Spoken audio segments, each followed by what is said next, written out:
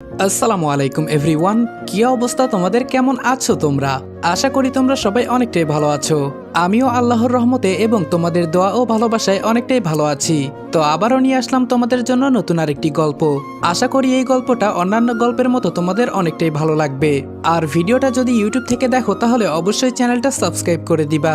আর যদি আমাদের Facebook page থেকে দেখো তাহলে পেজটা অবশ্যই ফলো করে দিবা। আমাদের পেজের নাম রেদওয়ান অলওয়েজ অন ফায়ার। তো চলো বেশি কথা না বলে গল্প শুরু করা যাক। আমি জানি না মানুষ কতটা একা হলে নিজের কাছে অচেনা হয়ে যায়। আমি জানি না কতটা কষ্ট পেলে চোখের জল আর বের হয় না, শুধু বুকের ভেতর জমতে থাকে। কিন্তু আজকে রাতে এই ঠান্ডা লকআপের দেয়ালে হেলান দিয়ে দাঁড়িয়ে আমি সেই উত্তরটা পেয়ে গেছি। আমার নাম রনি হাসান। আজকে আমি আপনাদের এমন একটা গল্প বলবো যেটা বলতে গেলে গলা আটকে আসে, বুকটা ভারী হয়ে যায়, কিন্তু আমাকে বলতেই হবে। কারণ এই পৃথিবীতে এমন অনেক মানুষ আছে যারা ভালোবেসে ঠকেছে, বিশ্বাস রেখে প্রতারিত হয়েছে, আর শেষে অন্ধকারে একা বসে ভেবেছে আমার কি আসলেই কোনো দোষ ছিল। এখন রাত কয়টা বাজে জানি না। এই লকআপে কোনো ঘড়ি নেই, জানালা নেই, কোনো আলো নেই, শুধু আছে একটা স্যাঁতস্যাঁতে দেয়াল, একটা মিটমিটে টিউবলাইট আর আমি। হাতে হাত করা, পায়ে শিকল নেই, কিন্তু মনে আছে। বুকের ভেতর এমন একটা ভার যেটা নামানোর কোনো উপায় নেই।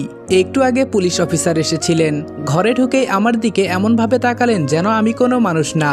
তারপর বললেন, মানুষ খারাপ হয় এটা অনেক দেখেছি, কিন্তু তোর মতো অমানুষ জীবনেও দেখিনি। তোর বিয়ে করা বউ যে তোর সাথে সংসার করেছে, যে তোর ঘরে থেকেছে, সে আজকে নিজে থেকে থানায় এসে টাকা ঢেলে গেছে। জানিস কেন? শুধুমাত্র তোকে রিমান্ডে নিয়ে শায়েস্তা করার জন্য। আর যে মামলায় তোকে ধরে এনেছি সেটাতেই তোর কপালে শনি লেগে যাবে, তাই ভালোভাবে প্রস্তুত থাকিস। অর্পিতা। দরজাটা বন্ধ হয়ে গেল। আমি একা বসে বসে ভাবছি অর্পিতা, শুধু এই নামটা আমার মাথায় ঘুরছে। যে মেয়েটার জন্য একদিন লোকলজ্জা ছেড়েছিলাম, সমাজের ভয় ছেড়েছিলাম, শ্বশুরের অপমান সহ্য করেছিলাম, সেই মেয়েটাই আজকে নিজে থেকে থানায় এসে টাকা দিয়ে গেছে যাতে আমাকে রিমান্ডে নিয়ে মারা হয়। কথাটা মাথার ভেতর একবার ঘুরলো, তারপর বুকের ভেতরে কোথাও একটা কিছু ভেঙে পড়লো শব্দহীনভাবে, অনেকটা নীরবে, যেভাবে ভাঙলে কেউ টের পায় না, শুধু যে ভাঙে সে বোঝে। চোখের কোণে জল জমে উঠল, দ্রুত হাতের পিঠে মুছে নিলাম। এখানে কাদার অধিকার নেই, এখানে কেউ জিজ্ঞেস করবে না কষ্ট পাচ্ছ। এখানে সবাই ধরে নিয়েছে আমি দোষী, কিন্তু আমি কি সত্যিই দোষী? আপনারা হয়তো ভাবছেন এই মানুষটা এমন কি করলো যে নিজের স্ত্রী তার বিরুদ্ধে দাঁড়িয়ে গেল। তাহলে শুনুন, আমি নিজেই বলছি শুরু থেকে। আমি রনি হাসান, অনার্স শেষ করেছিলাম বড় স্বপ্ন নিয়ে। ভেবেছিলাম পড়াশোনা শেষ হলে জীবনটা সুন্দর হয়ে যাবে, ভালো একটা চাকরি হবে, মাকে সুখে রাখতে পারবো। কিন্তু বাস্তবতা অন্যরকম। বেকারত্বের গ্লানি বুকে চেপে একটা ছোট্ট চাকরিতে ঢুকলাম। মাইনে বেশি না, কিন্তু মা আর আমার দুজনের সংসার কোনো মতে চলতো। সঙ্গে টিউশনিও করতাম। মাস শেষে যা আসতো তাতে অভাব না থাকলেও বাড়তি কিছু ছিল না, কিন্তু মনে অনেক শান্তি ছিল, কারণ পাশে মা ছিলেন। কিন্তু 2 বছর আগে সেই শান্তিটুকুও চলে গেল। আমাদের একা করে বাবা চলে গেলেন হঠাৎ করে একটা ভোরবেলায়। আগের রাতেও তার সাথে কথা বলেছিলাম। সকালে উঠে দেখি বাবা আর নেই। সেদিন মাটি সরে গিয়েছিল পায়ের নিচ থেকে। বাবা শুধু বাবা ছিলেন না, বাবা ছিলেন আমার সাহস, আমার ভরসা, আমার পৃথিবী। বাবা চলে যাওয়ার পর ঘরটা কেমন ফাঁকা ফাঁকা লাগে, যেন ঘরের ভেতর একটা শূন্যতা থাকে যেটা কোনো আসবাব দিয়ে ভরা যায় না। একটা বড় আপু ছিলেন, বাবা বেঁচে থাকতেই বিয়ে হয়েছিল তার, কিন্তু বাবা চলে যাওয়ার পর আপু যেন আমাদের ভুলেই গেলেন। মা মাঝে মাঝে ফোন করতেন, কান্না জড়ানো কণ্ঠে বলতেন, মা একটু আয়, তোর ভাইটা একা একা সব সামলাচ্ছে, বাবা নেই, তুই না আসলে আমরা কেমন করে থাকি বল, একটু আয় মা। আপু আসতেন, কিন্তু চোখের দেখা দিয়েই উঠে পড়তেন। চা খাওয়ার সময়টুকুও দিতেন না। মা শুধু তাকিয়ে থাকতেন, আমিও তাকিয়ে থাকতাম, কিছু বলতাম না, কারণ বাবা শিখিয়ে গিয়েছেন আপনজনকে ছোট করতে নেই, তুমি যতই কষ্ট পাও না কেন। তাই হাসি মুখে বিদায় দিতাম, আর ভেতরে ভেতরে বুকটা ভারী হয়ে যেত। এরপর মা অসুস্থ হয়ে পড়লেন। বয়সের ভার শরীর আর নিতে পারছিল না, বিছানায় পড়ে গেলেন। একদিকে অসুস্থ মা, অন্যদিকে সংসারের একার চাপ।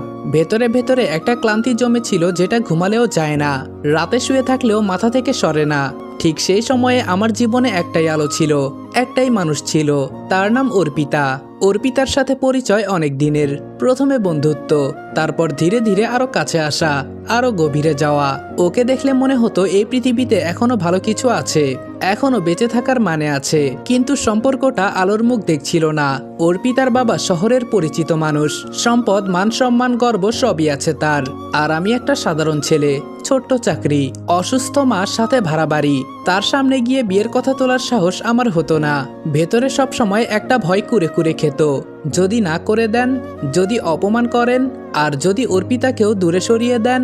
অর্পিতা বারবার বলতো, রনি তুমি যাও, বাবাকে আমি চিনি, তুমি সরাসরি বললে উনি না করতে পারবেন না, তুমি শুধু একবার সাহস করে বলো, বাকিটা আমি দেখব।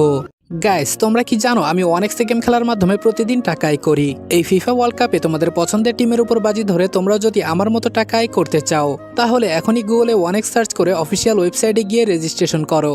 আর রেজিস্ট্রেশনের সময় যদি আমার দেওয়া স্পেশাল প্রোমো কোড রেদওয়ান8 ইউজ করো, তাহলে অসংখ্য বোনাস এবং ফ্রি স্পিন পেয়ে যাবা। আর ওয়ানেক্স কিন্তু একটা ইন্টারন্যাশনাল লাইসেন্সকৃত প্ল্যাটফর্ম এবং সবচেয়ে বিশ্বস্ত। এখানে তোমরা ক্রাশ ক্রিস্টালের মতো গেম খেলে সহজেই টাকা আয় করতে পারবে এবং বিকাশ নগদের মতো সকল মোবাইল ব্যাংকিং অ্যাপের মাধ্যমে সহজেই তোমরা তোমাদের জেতা টাকা তুলতে পারবে। আর 24 ঘন্টা 7 দিন কাস্টমার সাপোর্ট সুবিধা তো রয়েছেই। তাই আমি এটা ব্যবহার করে আমার রেগুলার হাত খরচের টাকা আয় করি, তোমরাও ট্রাই করে দেখতে পারো। আমি একদিন সাহস করে গেলাম, ভেতরে ভেতরে কাঁপলেও মুখে সেটা বুঝতে দেইনি।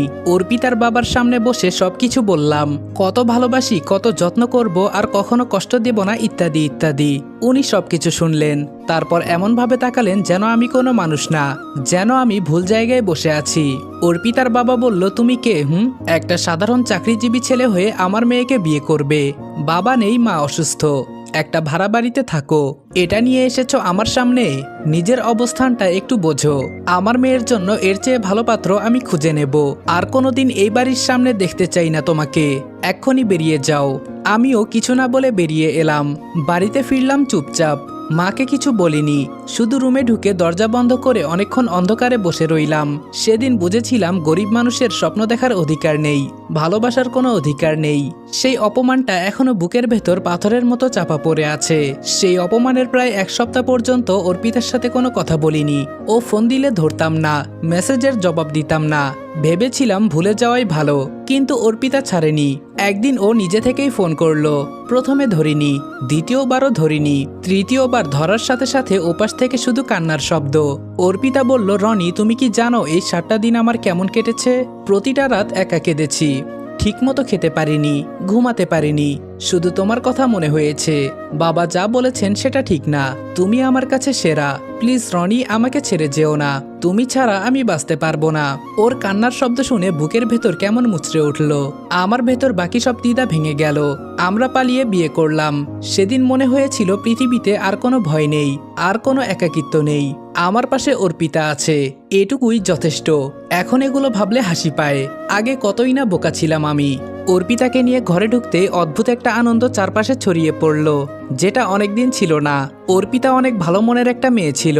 অসুস্থ শাশুড়িকে সেবা করত মন থেকে, ঔষধ দিত সময় মতো, পাশে বসে গল্প করত, রাতে ঘুম না হলে মাথায় হাত বুলিয়ে দিত। মা একদিন আমাকে একা পেয়ে বললেন, রনি অর্পিতা অনেক ভালো মেয়ে, ওকে দেখে বুকটা ঠান্ডা হয়ে যায়, তুই ওকে বিয়ে করে অনেক ভালো করেছিস বাবা। মায়ের মুখে এই কথা শুনে বুকটা ভরে গিয়েছিল। অর্পিতা আমাকেও কম যত্ন করত না।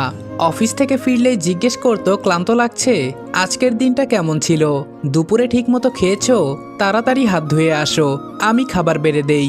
ছোট ছোট এই কথাগুলো কি যে ভালো লাগতো তখন। মনে মনে ভাবতাম জীবনসঙ্গী হিসেবে অর্পিতাকে বেছে নিয়ে ভুল করিনি। আর তখন ওই জীবনে সবচেয়ে বড় খুশির খবরটা এলো। অর্পিতা একদিন লাজুক মুখে বলল, রনি আমি মা হতে যাচ্ছি। সেই মুহূর্তটার কথা আজও মনে আছে। বুকের ভেতর এত আনন্দ হচ্ছিল যে মনে হয়েছিল পৃথিবীর সকল সুখ বুঝি আমার কাছেই জমা আছে। ভেতরে ভেতরে ভাবছিলাম কেমন হবে আমার সন্তান, ছেলে না মেয়ে, কার মতো দেখতে হবে, কি নাম রাখবো আমার সন্তানের। অনেকটা সুখের দিন ছিল সেগুলো, সত্যিকারের সুখের দিন। অর্পিতার বাবা মেয়ের কোনো খোঁজ রাখতেন না, রাগটা এখনো কমেনি, এটা আমি বুঝতে পারতাম।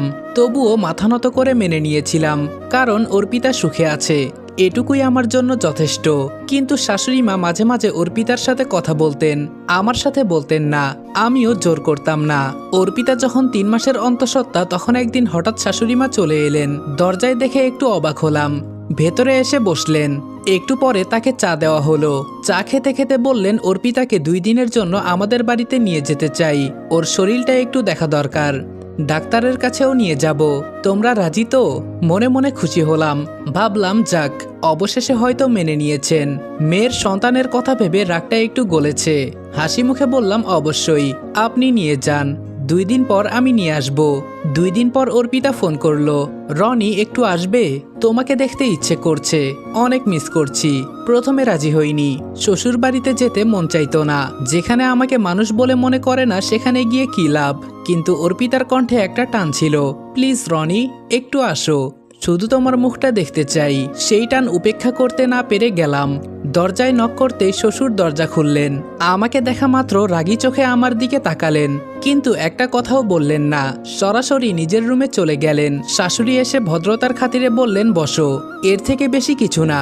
আমি অর্পিতার রুমের দিকে যাচ্ছিলাম, ঠিক তখনই সামনে এসে দাঁড়ালো রুমানা, অর্পিতার ছোট বোন। বয়সে ছোট হলেও কথায় বেশ পটু। হাসি মুখে বলল, আরে ক্রাশ ভাইয়া, কখন আসলেন? আমাকে জানাননি কেন? ক্রাশ ভাইয়া শুনে একটু অবাক হলাম। হেসে বললাম, ভাইয়া ডেকেছো এটাই যথেষ্ট। ক্রাশ ভাইয়া আবার কি জিনিস? রুমানা বলল, ও আপনি বুঝবেন না। আমি বললাম, বোঝার দরকারও নেই, বলো অর্পিতা কোথায়? রুমানা বলল, আমার সাথে আসুন, আমি দেখিয়ে দিচ্ছি। একটা রুম দেখিয়ে দিয়ে বলল, ভাইয়া আপু ওখানে আছে, আপনি যান। আমি ধন্যবাদ দিয়ে ভেতরে ঢুকলাম, কিন্তু ভেতরে অর্পিতা নেই। ভাবলাম হয়তো ওয়াশরুমে গেছে। বিছানায় বসে ফোনে স্ক্রল করতে লাগলাম। মিনিট 5 পরে রুমানা আবার ঢুকলো। রুমানা বলল, আপু এখনো আসেনি তাই না? রনি বলল, হ্যাঁ, কোথায় গিয়েছে? রুমানা বলল, আপু নেই তো কি হয়েছে, আমি তো আছি। কথাটা একটু অদ্ভুত লাগলো। পাত্তা না দিয়ে বললাম, বেশিক্ষণ থাকবো না, অর্পিতার সাথে দুটো কথা বলে চলে যাব। রুমানা বলল, আচ্ছা ভাইয়া একটা কথা বলি, আমাদের 2 বোনের মধ্যে কাকে বেশি সুন্দর লাগে আপনার? আমি বললাম, তোমরা দুজনেই সুন্দর, এই নিয়ে কম্পিটিশনের কি আছে? রুমানা বলল, না ভাইয়া, আপুর চেয়ে আমি বেশি সুন্দর, সত্যি করে বলুন। আমি বললাম, আচ্ছা তুমি বেশি সুন্দর, এবার একটু তোমার আপুকে ডেকে দাও। রুমানা বলল, বারবার আপুকে ডাকতে বলছেন কেন? যা বলার আমাকে বলুন। এই বলে রুমানা দরজাটা আটকে দিল। দরজাটা বন্ধ হওয়ার শব্দ কানে লাগতেই বুকটা কেমন ধক করে উঠল। বিছানা থেকে উঠলাম। আমি বললাম, দরজা খোলো রুমানা, আমি বাহিরে যাব। তবে আমার পুরো কথাটা শেষ করতে পারলাম না। রুমানা হঠাৎ এগিয়ে এলো, 1 পা 2 পা, তারপর আমাকে জড়িয়ে ধরলো। বুকটা আমার কেঁপে উঠল। সরিয়ে দেওয়ার আগেই নিচু গলায় বলল, রনি ভাইয়া, আপুর ফোনে আপনার ছবি দেখে আপনাকে অনেক ভালো লাগে। অনেকদিন ধরে বলতে চেয়েছি, কিন্তু সুযোগ পাইনি, আজকে সুযোগ হয়েছে। আমাকে কি ভালোবাসবেন? আপু কিচ্ছু জানবে না, শুধু আপনি হ্যাঁ বলুন। এক ঝাটকায় সরিয়ে দিলাম। আমি বললাম, রুমানা তোমার কি মাথা ঠিক আছে? তুমি কি বলছো বুঝতে পারছো? তোমার আপুর স্বামী আমি, আর তুমি আমাকে এই কথা বলছো? লজ্জা করে না তোমার? রুমানার মুখে কোনো লজ্জা নেই, চোখে শীতল একটা দৃঢ়তা। রুমানা বলল, রাগ দেখাচ্ছেন? আচ্ছা ঠিক আছে, আমাকে চেনেন না এখনো, আমি কি করতে পারি সেটা জানলে এখনোই ভালোই রাজি হয়ে যেতেন। আচ্ছা যাই হোক, এখনো সময় আছে, আপনি ভেবে দেখুন। আমি বললাম, সামনে থেকে সরো। এটা বলে দরজার দিকে এগোলাম।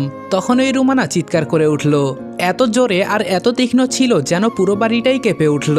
মুহূর্তের মধ্যে দরজা খুলে ঢুকলো অর্পিতা, সাথে শ্বশুর শাশুড়িও এলেন। সবাই একসাথে বলল, কি হয়েছে, কেন চিৎকার করলি?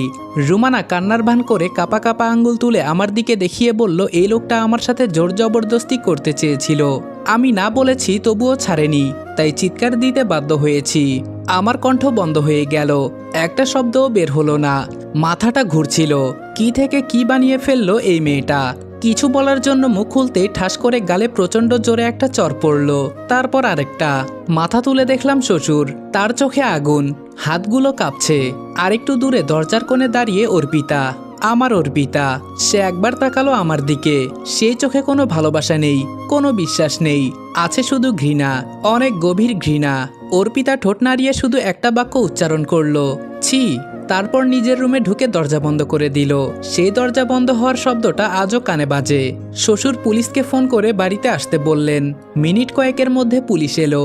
কেউ আমার কথা একবারও জিজ্ঞেস করলো না, কেউ আমার দিক থেকে ভাবলো না, শুধু হাতে হাতকড়া পরিয়ে দিল। এরপরে পিকআপ ভ্যানে তুলে নিয়ে চলে গেল।